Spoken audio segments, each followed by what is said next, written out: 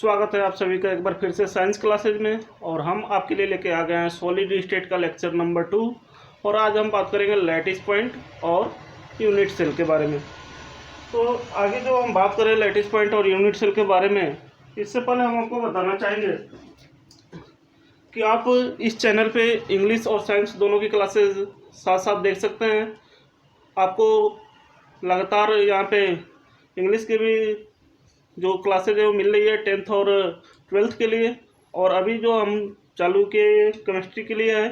तो आप चैनल को विजिट कीजिए और वहाँ पे जाके आप इंग्लिश के भी आप अपने वीडियो उठा कर देख सकते हैं। तो चलिए आज शुरू करते हैं सॉलिड स्टेट लेक्चर नंबर 2। और आज जो हम बात करने जा रहे हैं सॉलिड स्टेट में,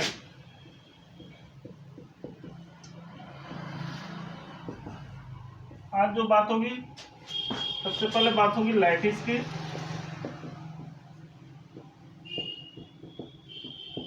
और दूसरी हम बात करेंगे यूनिट सेल की। लैटिस पॉइंट इसको बोलते हैं जालक बिंदु, और ये हमारा होगा एकक कोष्ठिका।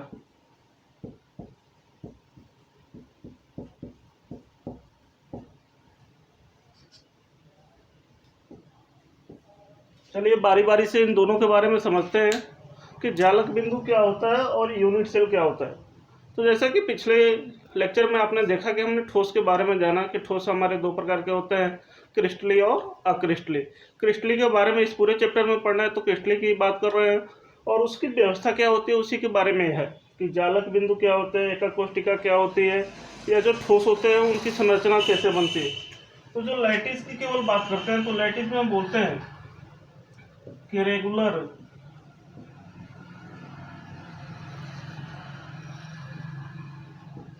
Arrangement of constituent particle in 3D। आप समझेंगे इसको, नियमित व्यवस्था अवयवी कणों का इन 3D त्रिविमीय क्षेत्र में। अगर हम तीनों दिशाओं में त्रिविमीय 3 डायमेंशनल अगर कोई स्ट्रक्चर बनाए तो ये जो हमारे दिखाई दे रहे हैं इसको बोलते हैं लैटिस पॉइंट। अगर इनको हम एक लाइन से मैच कर दें तो इस लाइन को मैच करने के बाद जो यहाँ पे हमें स्ट्रक्चर दिखाई देगा वो होगा यूनिट सेल। और इसकी लगातार हम बनाते जाएं ऐसे ही और बिंदु रख के बनाते जाएं तो वो एक हो जाएगी रेगुलर अरेंजमेंट। तो इतनी बात आपको समझ में आ रही है कि अगर हम बिंदु जो इन डॉटेड लाइन थी बिंदुओं को अगर आपस में मिला दिया तो हमें एक क्यूब के आकार का चित्र दिखाई दे रहा है यहाँ पे। और ये जो हमारे बिंदु हैं जिनको मिलाने से बना है इसी को बोलते हैं लैटिस पॉइंट। ये हमारे होते हैं जालक बिंदु। और ये क्या होते हैं तो यहाँ पे एटम होते हैं, जहाँ पे 3D में एटम की पाए जाने की संभावना अधिक होती है उसको बोलते हैं हम लैटिस पॉइंट। और इस बिंदु को एटम भी बोला जाता है या लैटिस पॉइंट बोला जाता है। और इसकी जो लगातार ही हम ऐसे ही अगर इनको एटम को रखते जाएं तो इस तरह से जो होगा लैटिस बनेगा, पूरा जालक बनेगा। और उस तरह से ठोस की हमारी क्या होती है, अरेंजमेंट होती है। और जो सबसे छोटी इकाई होती है इस छोटी इकाई को हम बोलते हैं यूनिट सेल। जैसे भी आप बनाना चाहें बना सकते हैं। ये हमारा हो गया पहला यूनिट सेल, एकक कोष्ठिका। ऐसे ही इस पे बहुत सारे रख के हम लगातार अरेंजमेंट करके बना सकते हैं। तो इतनी बात आप समझ गए कि लैटिस पॉइंट क्या होता है और यूनिट सेल क्या होता है। तो यूनिट सेल की परिभाषा दे सकते हैं, the smallest unit of A solid. सबसे छोटी इकाई या सबसे छोटा भाग जिससे कि लगातार पुनरावृत्ति करने से एक ठोस का निर्माण होता है उसको हम बोलते हैं यूनिट सेल। तो इतनी बात आपको समझ में आ गई है। तो अब हम देखेंगे कि जो एटम हमारे पाए जाने की संभावना होती है, अगर किसी चीज़ को हम उदाहरण लेके समझे तो कैसे समझेंगे कि यूनिट सेल क्या होता है। उदाहरण के लिए चलिए हम ले लेते हैं, यहाँ पे मान लीजिए हमारे पास एक बॉक्स है, आप देख रहे होंगे ये भी एक 3 डायमेंशनल बॉक्स है। और ये जो कॉर्नर इसके दिखाई दे रहे हैं, कॉर्नर जो इसके दिखाई दे रहे हैं तो इस कॉर्नर पे मान लेते हैं कि एटम है। आ रही है आपको समझ में बात कि ये कॉर्नर है हर कॉर्नर पे क्या है, तो एक एटम है। क्या है, एटम है। अब ये एटम अगर यहाँ पे एक और बॉक्स रखा जाए तो उससे भी भाग में आएगा, ये नीचे भी आएगा। और जो एटम होते हैं वो क्या होते हैं, गोलाकार होते हैं। एटम को जो आकृति होती है वो क्या मान के चलते हैं, गोलाकार। तो अगर हम मान लें कि यहाँ पे कोई एटम ऐसे बैठा हुआ है, दूसरा एटम इसके पास ऐसे बैठा हुआ है, तीसरा एटम ऐसे बैठा हुआ है, चौथा एटम ऐसे बैठा हुआ है, तो कितना पार्ट इसका इस क्यूब में है, तो हम देखते हैं। तो देखें सबसे पहले तो कॉर्नर हमारे पास कितने, 1 2 3 4 5 6 7 और 8। तो हम बोलेंगे कि 8 कॉर्नर है। कितने कॉर्नर है, 8। और कितना भाग उस पर मौजूद है, तो हम देखेंगे। तो अगर इस पर बार बार हम पुनरावृत्ति करते जाएं, तो इधर इधर ऊपर नीचे दाएं बाएं ऐसे करके वो क्या होता है, 8 भागों में बटा होता है। तो 8 इंटू 8 क्या हो जाएगा, 1। तो इस तरह से एक यूनिट सेल में कितने एटम मौजूद होते हैं, तो एक एटम मौजूद होता है। इसी तरह अब हम बात करते हैं कि हमारे जो यूनिट सेल होते हैं कितने प्रकार के होते हैं, या एटम के हिसाब से यूनिट सेल को हम कितने भागों में विभाजित कर सकते हैं। तो चलिए देखते हैं।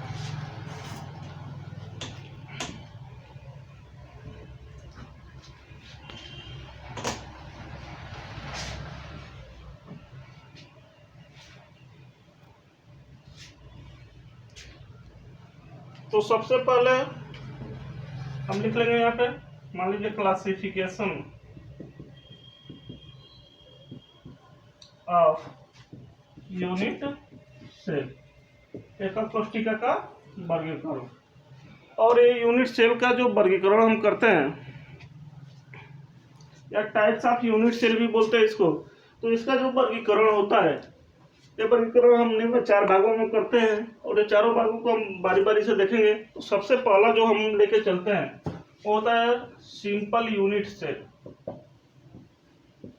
Simple unit cell, simple unit cell क्या होता है, या इसको क्यूबिक सेल भी बोलते हैं।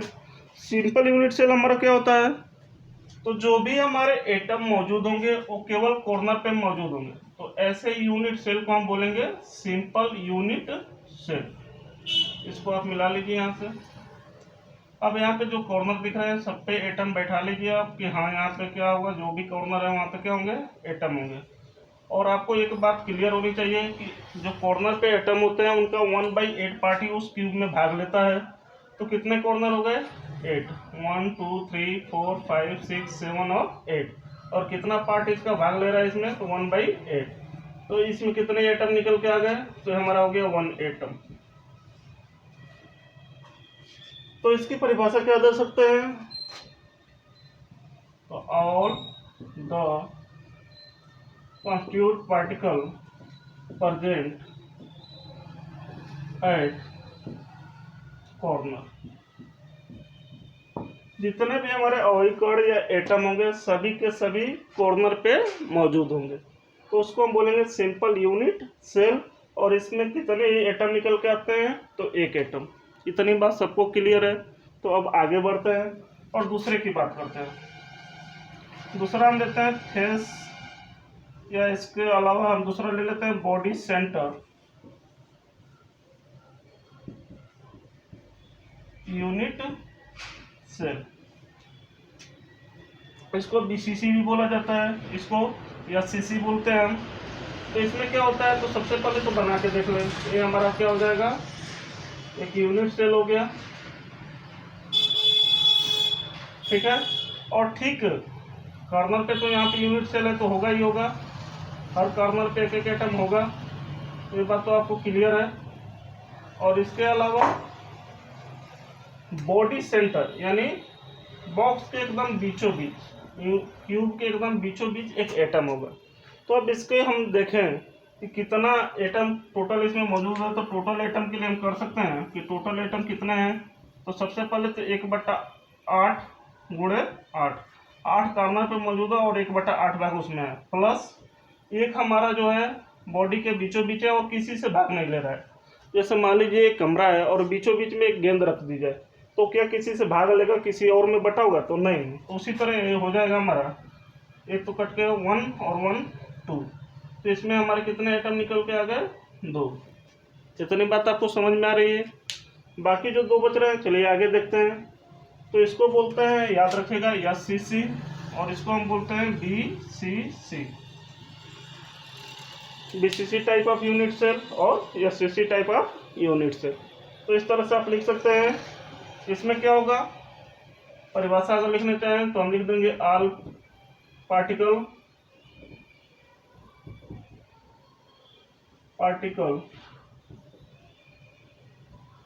present at corner plus one atom present at body। आ रही है बात समझ में आपको कि जितने भी हमारे पार्टिकल मौजूद है कॉर्नर पे तो मौजूद ही है, साथ में एक एक ऐसा पार्टिकल होगा जो बॉडी के बीचों बीच मौजूद होगा। इतनी बात आपको समझ में आ गई। तो चलिए तीसरे की तरफ चलते हैं। नोट कर लीजिएगा आप लोग।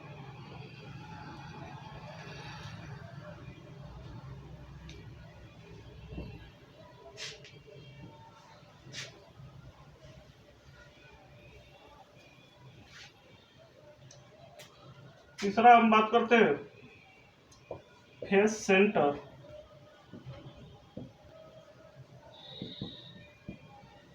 यूनिट सेल, इसको हम बोलते हैं FCC। इसके लिए हम क्या बोलेंगे कि all the constitute particle present at corner plus each face have one constituent particle या एटम। इतना इसकी परिभाषा हम दे सकते हैं। अब बात कर ले कॉर्नर, तो आपको पता है कि 8 कॉर्नर होते हैं, 8 पे एक एक एटम मौजूद है, तो इतना तो हम समझ गए। फेस की बात करें तो दोबारा से हम देखते हैं इस बॉक्स के फेस क्या होता है। तो देखिए फेस, ये हमारी जो लाइन चल रही है इसको तो हम बोलते हैं एज लेंथ। तो एक फेस हमारा ऊपर हो गया, एक फेस नीचे, एक इधर और एक इधर, उसी तरह एक इस तरफ और एक इस तरफ, ये सभी फेस है। तो अगर इसमें फेस की बात करने जाए तो पहला फेस हमारा ये हो जाएगा, दूसरा फेस नीचे वाला, तीसरा इधर दाएं वाला, तो चौथा बाएं वाला है, ऐसे कर सकते हैं। एक हमारा अंदर वाला होगा तो एक हमारा बाहर वाला। तो टोटल 6 फेस दिख रहे हैं। अब यूनिट सेल होगा लेकिन उसके साथ साथ बहुत सारे ऐसे नियमित व्यवस्था होगी। तो अगर मान लीजिए यहाँ पे कोई एटम है तो क्या होगा, इस पे कोई ना कोई और दूसरा पार्टिकल यूनिट होगा, इधर भी यूनिट होगा, तो आधा तो इसके अंदर होगा, आधा क्या होगा उस तरफ होगा। तो अगर यहाँ पे बात करें कि टोटल एटम कितने होंगे इसमें, तो टोटल एटम की बात करें तो सबसे पहले 8 तो कॉर्नर पे मौजूद है, गुणा 1/8 प्लस फेस कितने हो रहे हैं, 1 2 3 4, एक अंदर वाला 5 और एक बाहर वाला 6 फेस हो रहे हैं। और कितना भाग उसका भाग ले रहे हैं इसमें, तो आधा तो अंदर है आधा बाहर, तो हम कहेंगे 1/2। तो अब देखिए ये हो जाएगा 1 और ये हो जाएगा 3, ये हो जाएगा 1 + 3 = 4, यानी 4 एटम मौजूद होंगे किसमें, हमारे फेस सेंटर यूनिट सेल में।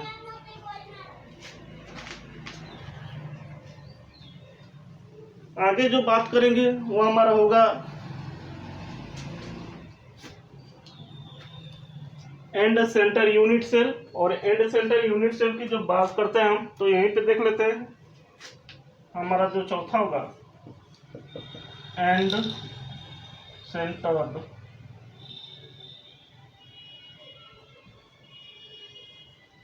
यूनिट सेल, इसको हम लोग बोलते हैं ECC। ये क्या होता है, तो सेम ऐसे ही होगा। अभी इसको अगर आप नोट कर लें तो यहाँ पे होगा क्या, मान लीजिए कोई हमारे पास यूनिट सेल है, 8 पार्टिकल कॉर्नर पे पहला चीज तो ये बना लीजिए आप लोग। और इसके अलावा 2 पार्टिकल ऐसे होंगे जो हमारे क्या होंगे, अपोजिट फेसेस पे होंगे। अगर दाएं पे एक है तो ये क्या होगा, बाएं वाले पे होगा, अगर ऊपर वाले पे है तो नीचे वाले पे होगा। तो हम इसकी परिभाषा क्या लिख सकते हैं कि ऑल दो constitute particle present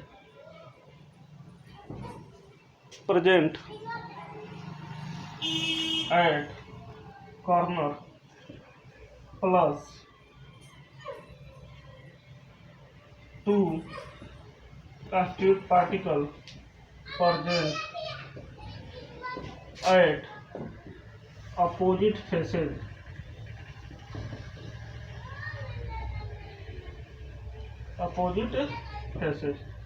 ये बात आपको समझ में आ रही है। अब इसमें टोटल एटम की बात कर लें तो टोटल एटम की बात होगी हमारी, तो 8 तो कॉर्नर पे है, 1/8 उसका भाग है, प्लस 2 कंस्टिट्यूट पार्टिकल और है तो 2, और कितना भाग ले रहा है फेस पे, तो अभी देखेंगे कि 1/2, ये हो जाएगा हमारा 1, ये हो जाएगा 1, टोटल क्या हो जाएगा 1 + 1 = 2। तो ECC में हमारे कितने निकल के आ गए 2। आ रही है बात समझ में। इसके अलावा एक और होता है 5वां, जिसको हम बोलते हैं एज सेंटर। तो अब एज की बात करते ही तो आप समझ लेंगे 1 2 3 4 5 6 7 8 9 10 11 12, तो हमारे पास जो एज निकल के आते हैं एज सेंटर यूनिट सेल में 12 एज निकल के आते हैं। और प्रत्येक एज की बात अगर आप समझना चाहो तो बॉक्स से समझ सकते हो। ये एज है हमारी, एज है, तो 4 एज इधर हो गई तो 4 इसके पीछे हो जाएगी, 4 इधर हो जाएगी तो 4 इधर। तो इस तरह से 12 फेसेज होती 12 एज होती है। और एज का हमारा भाग कितना होता है तो 1/4, 4 एज हमारे, एक इधर होगा, एक उसके ऊपर, इसके दाएं, इसके बाएं, 4 भागों में बटा होता है। तो चलिए यहाँ पे लिख लेते हैं एक बार और फिर उसको समझते हैं।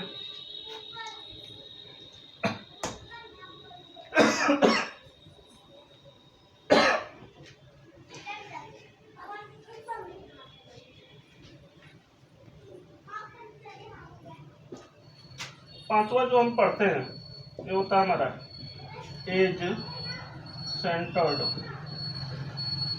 Unit cell. बात कर लेते हैं। सबसे पहले क्यूब ड्रा करेंगे।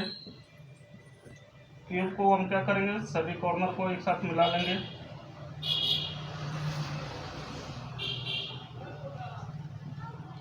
ये मिल गया। अब देखिए यहाँ पे 8 कॉर्नर पे मौजूद होंगे।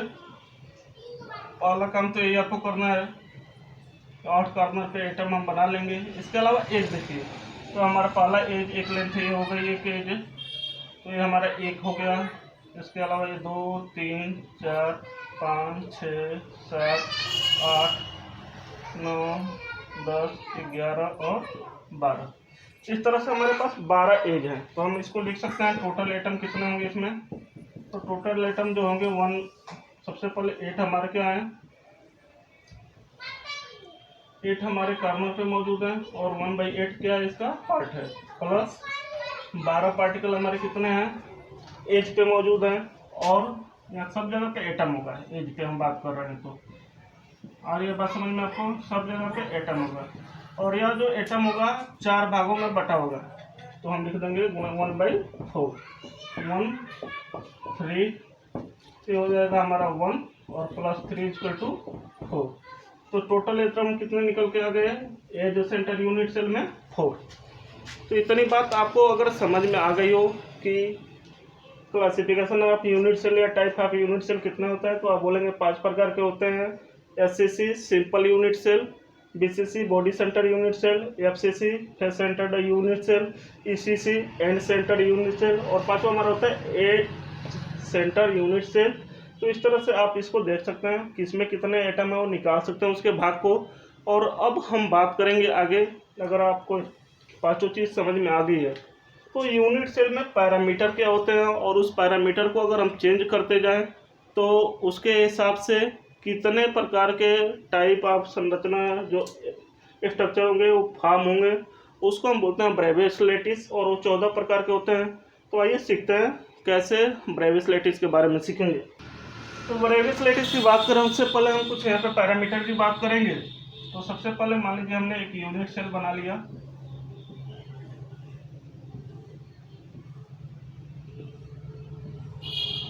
ये हमारा यूनिट सेल है।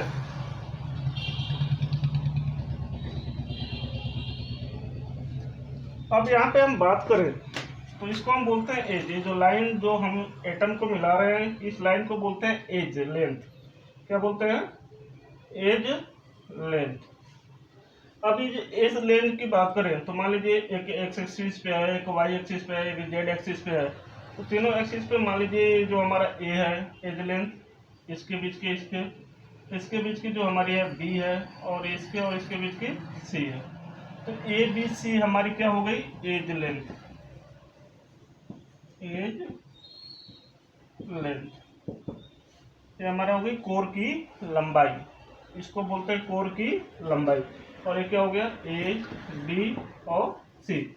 अब देखिए इसके बीच में कुछ एंगल है, इसके बीच में कुछ एंगल है, और इसके बीच में कुछ एंगल है। तो इसको बोलेंगे इंटरफेसियल एंगल,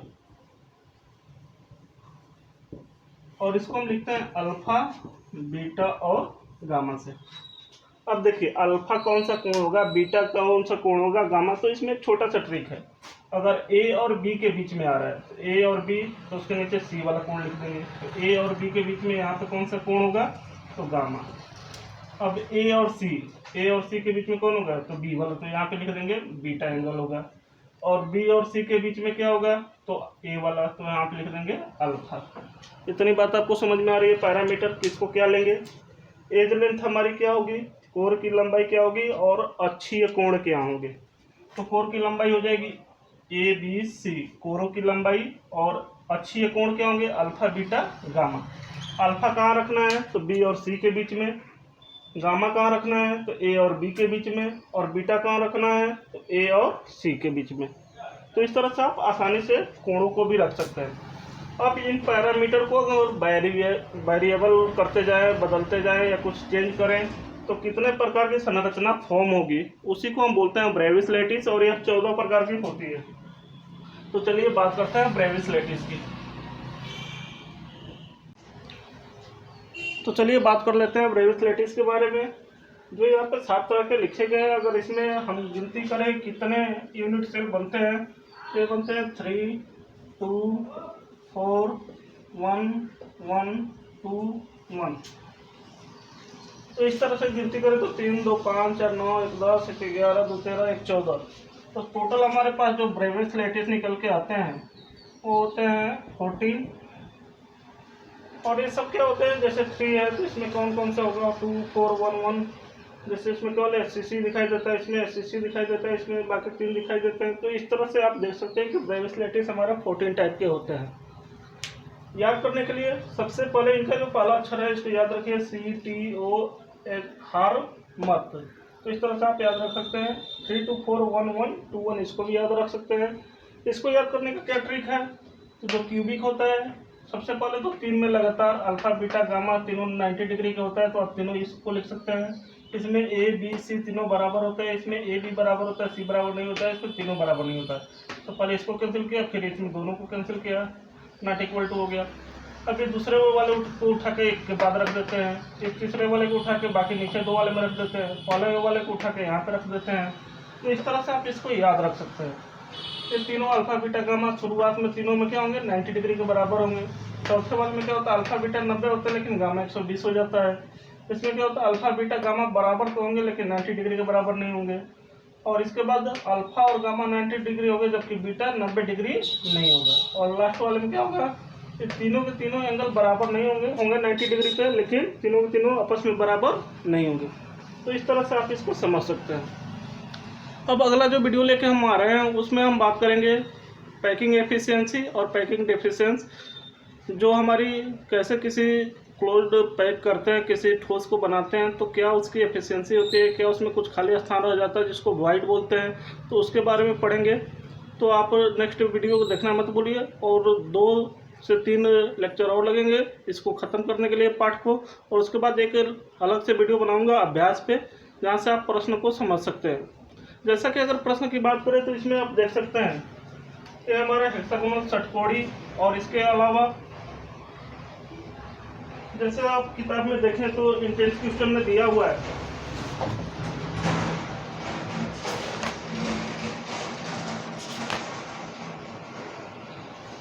और एक मताक्ष, इन दोनों में अंतर समझाइए।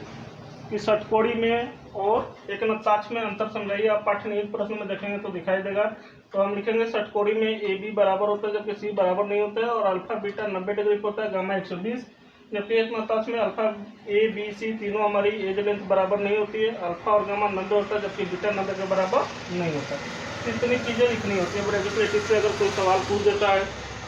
इसके अलावा पाठ्यनिहित प्रश्न में आप देखें तो आपको पूछ सकता है। तो जो भी प्रश्न आज पढ़ाए गए पाठ्यनिहित प्रश्न एक बार आप जरूर देखिए, जिससे आपको स्पष्ट हो जाएगा। और इसके अलावा जो भी अभ्यास में प्रश्न होंगे वो आपको अगले वीडियो में, या जैसे ये पाठ समाप्त हो रहा है उसके बाद एक अलग से लेक्चर बनेगा जो केवल अभ्यास पे दिखाई देगा।